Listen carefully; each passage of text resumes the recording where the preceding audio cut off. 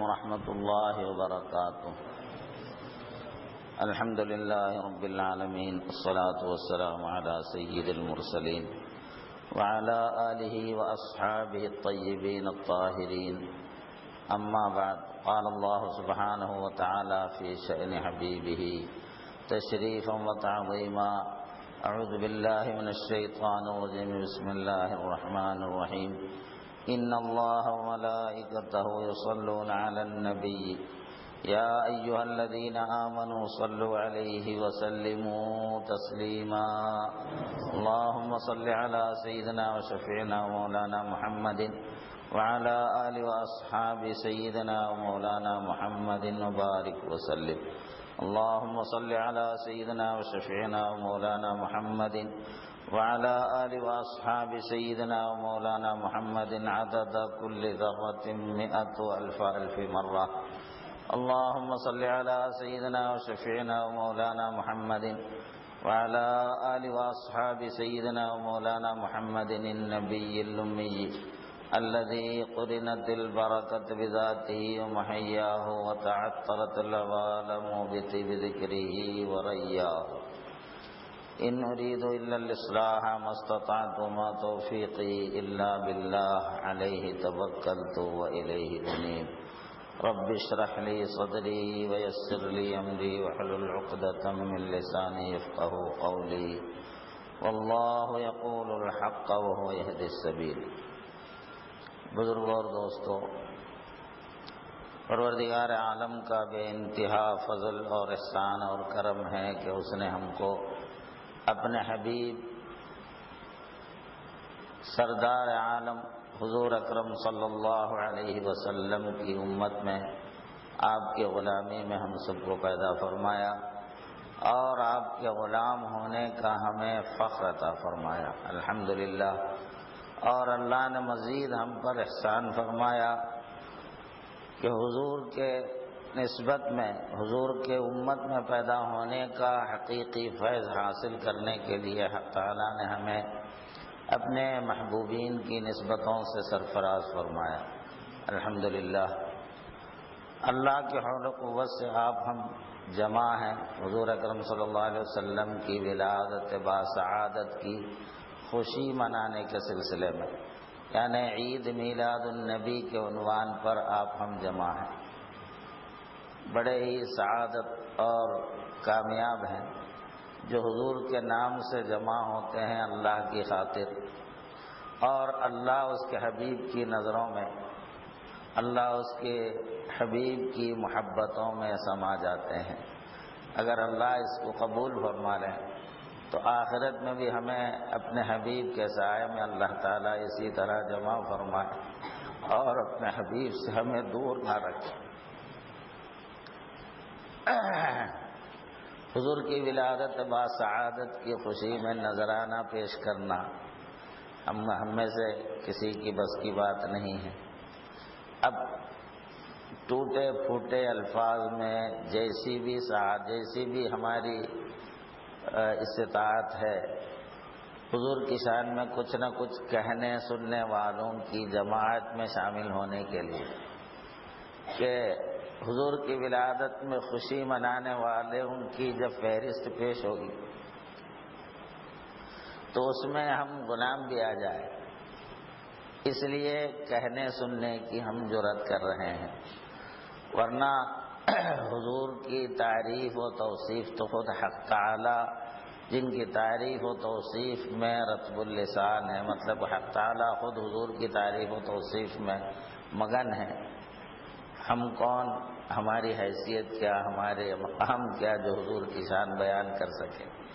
ہم اپنی تسلی کے لیے، چونکہ اللہ نے ہم کو ان کا غلام بنایا ہے، حق تعالی جو ان کا خالق ہے، جو ان کا رب ہے، جو خود اپنے حبیب کو پیدا کر کے خود ہی اس پر عاشق ہوا، وہ جو تعریف کی ہے، وہ جو احوال بیان کیے ہیں حضور کے، کچھ دہرا کر انہی الفاظ کو دہرا کر ہم اپنی حسرت نکال لیتے ہیں کہ ہم بھی کچھ کہنے والے، ہم بھی تیرے حبیب کے تعریفوں کو سننے والے ہیں، بس اس کے سوا کچھ نہیں.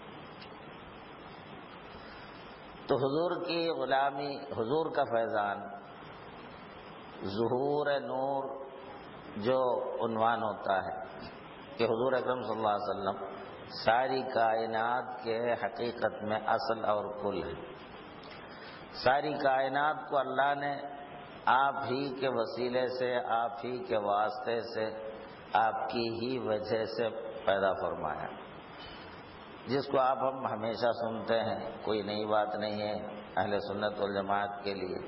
بارہا اس مضمون کو ہم سنتے ہیں اور مرے دم تک سنتے رہیں گے، کیونکہ ہمارے لیے اس سے بڑھ کر پیارا مضمون کچھ اور نہیں۔ یہی سنتے رہنا ہمیں ہر ایک کی تمنا بھی ہے، آرزو بھی ہے۔ تو حضور اللہ تعالیٰ جو سرکار کے خالق ہیں، اپنی شان میں یہ ارشاد فرمایا الحمدللہ رب العالمین، سارے عالم کا اللہ رب ہے۔ اور اپنے حبیب کے بارے میں فرمایا وما ارسلناک الا رحمۃ للعالمین، سارے عالم کی ہم نے آپ کو صرف رحمت بنا کر ہی بھیجا ہے۔ تو سارے عالم کی آپ رحمت ہیں اور اللہ تعالی رب ہے۔ عالم کو اللہ کی ربوبیت کا فیض بواسطہ رحمت عالم کے حاصل ہوتا ہے، ملتا ہے۔ تو ہم تو عالم کے ایک ایک ذرات میں ہم بھی شامل ہیں، تو ہم جو موجود ہیں یہ حضور کے صدقے سے ہے۔ تو حضور کا کرم ہم پر، بلکہ ہر شے پر یہ کہ کوئی بھی شے اس عالم میں اگر قائم ہے، باقی ہے، تو وہ صدقہ ہے محمد الرسول اللہ صلی اللہ علیہ وسلم۔ رحمت عالم کے صدقے میں عالم کو بقا ملتی ہے۔ اگر رحمت ہٹ جائے تو عالم ہلاک ہو جائے، عالم فنا ہو جائے۔ اللہ تعالیٰ نے خود ارشاد فرمایا اگر میں آپ کو نہ پیدا کرتا تو میں اپنی ربوبیت کو ظاہر ہی نہ کرتا۔ لولا کلمہ خلقت الافلاک، اگر آپ نہ ہوتے تو میں کائنات کو پیدا ہی نہ کرتا، نہ آسمان، نہ زمین، نہ سورج، کوئی چیز نہیں ہوتی۔ تو آپ ہم جو اس وقت ہیں، سانس لے رہے ہیں، وہ فی الحقیقت وہ صدقہ ہے نور محمدی صلی اللہ علیہ وسلم کا، جس کے کرم سے آج ہم زندہ ہیں، سانس لے رہے ہیں۔ تو اس طرح کی نعمت تو کائنات میں ہر ایک کو حاصل، چاہے وہ کیسے ہی کیوں نہ ہو۔ اللہ تعالیٰ نے پوری کائنات کو ہی قائم کیا ہے، بقا بخشی ہے حضور کے صدقے میں، حضور کے طفیل میں، حضور کے نور سے۔ اس لیے کہ رحمت کے بغیر عالم کا تصور نہیں ہو سکتا۔ یہ تو قرآن ہے، احادیث میں بھی اس کا مضمون بیان کئی جگہ آئے ہیں۔ مگر ایمان والوں کے لیے حضور کا جو خصوصی فیضان ہے، وہ حق تعالی قرآن مجید میں اس کے بارے میں احسان جتلاتے ہوئے ارشاد فرماتے ہیں کہ میں نے ایمان والوں پر بہت بڑا احسان کیا ہے کہ انہی میں سے ایک رسول کو ہم نے اٹھایا ہے۔ تو ایمان والوں پر، حالانکہ پوری کائنات آپ کی وجہ سے ہے، کائنات کا ذرہ ذرہ قائم اور باقی ہے تو حضور کے صدقے میں۔ اللہ نے آپ کو اس طرح بنایا، بے مثل بنایا۔ اللہ لا وحدہ لا شریک لہ، اللہ کی شان ہے۔ تو اللہ نے اپنے حبیب کو بھی لا شریک اور بے مثل بنایا ہے۔ اللہ تعالیٰ بے مثل ہے، لا شریک ہے اپنے آپ سے، اور حضور اکرم صلی اللہ علیہ وسلم بے مثل لا شریک، اللہ نے آپ کو ایسا بنایا ہے۔ تو آپ اللہ کے بنانے سے ہے، اللہ اپنے آپ سے ہے۔ اور حق تعالیٰ کے کمالات کی جلوہ گری حضور کی ذات میں جس قدر ہے، کائنات میں کسی اور میں اس طرح حق تعالیٰ کے کمالات کا ظہور نہیں، بلکہ حق تعالیٰ کے کمالات کے ظہور سے ہی تو عالم قائم ہے، مگر وہ سارے کا سارا صدقہ ہے محمد الرسول اللہ صلی اللہ علیہ وسلم۔ آدم علیہ السلام جنت میں آپ کی شان کے لحاظ سے، نبی کی شان کے لحاظ سے جو ان سے لغزش ہوئی، حالانکہ شریعت کی زبان میں وہ کوئی گناہوں میں شامل نہیں ہوتا، مگر وہ اجتہادی غلطی، اس کی تفصیل اپنی جگہ ہے۔ تو آدم علیہ السلام کی غلطی کی بخشش کے لیے اللہ تعالیٰ کے سامنے آدم علیہ السلام نے آپ کا وسیلہ پیش فرمایا، اور ہماری ماں حضرت حوا کے لیے مہر مقرر ہوا تو آپ پر درود شریف کا تحفہ مہر مقرر ہوا۔ تو عالم آپ کے فیض سے ہونے کے بعد ایمان والے جو آپ کی امت ہیں، وہ ان کے لیے اللہ تعالیٰ نے خصوصی طور پر یہ فرمایا کہ ہم ایمان والوں پر اللہ نے احسان کیا۔ لقد من اللہ علی المؤمنین اذ بعث فیہم رسولا۔ تو وہ فیض کیا ہے؟ خود حق تعالیٰ فرماتے ہیں یتلو علیہم آیاتنا ویزکیہم ویعلمہم الکتاب والحکمہ۔ یہ جو فیض ہے یہ صرف ایمان والوں کے لیے مخصوص اور مختص ہے کہ ان پر حضور صلی اللہ علیہ وسلم ہماری آیات کو تلاوت کرتے ہیں۔ تو آج قرآن ہمارے ہاتھوں میں ہے، یہ حضور علیہ الصلاۃ والسلام کا صدقہ ہے، حضور علیہ السلام ہی کے واسطے سے ہم کو قرآن ملا ہے۔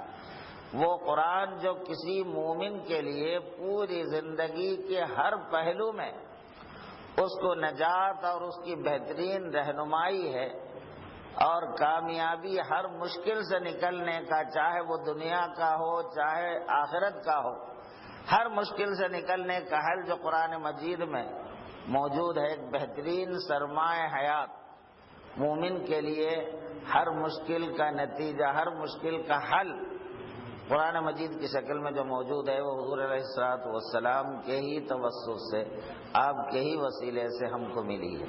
یہ پہلی بات۔ ہم چونکہ قرآن پڑھ کے گزر جاتے ہیں، اس لیے قرآن کے حقیقی فیضان سے ہم محروم ہیں ایک لحاظ سے۔ ہم کو قرآن کیا ہے؟ قرآن تو وہ ہے جس کی 2 آیت سن کر حضرت عمر فاروق رضی اللہ تعالی عنہ جو حضور کے سر قلم کرنے کے لیے نکلے تھے گھر سے، نعوذ باللہ، اتنے دشمن، اتنی دشمنی کہ کسی نے اتنی بڑی ہمت نہیں کی جو عمر فاروق نے ہمت کی تھی، تلوار لے کر سیدھے سیدھے آپ کے قتل کرنے نکلے تھے۔ 2-4 آیتیں کیا سنے، اپنا سر حضور کے قدموں میں نچھاور کر دیا۔ تو قرآن کی آیات کی وہ طاقت ہے جو فاروق اعظم جیسے سخت ترین دشمنی رکھنے والے کو حضور کا غلام بنا دے۔ آج ہم خوب پورا قرآن پڑھ کے گزر جاتے ہیں، لیکن ہماری زندگی میں تھوڑی بھی انقلاب نہیں آتا، تھوڑی بھی تبدیلی نہیں آتی، یا تو ہمارے قلوب کی سختی ہے یا کچھ نہ کچھ ایسی خرابی ہے جس کی وجہ سے ہم وہ حقیقی نعمت سے محروم ہیں۔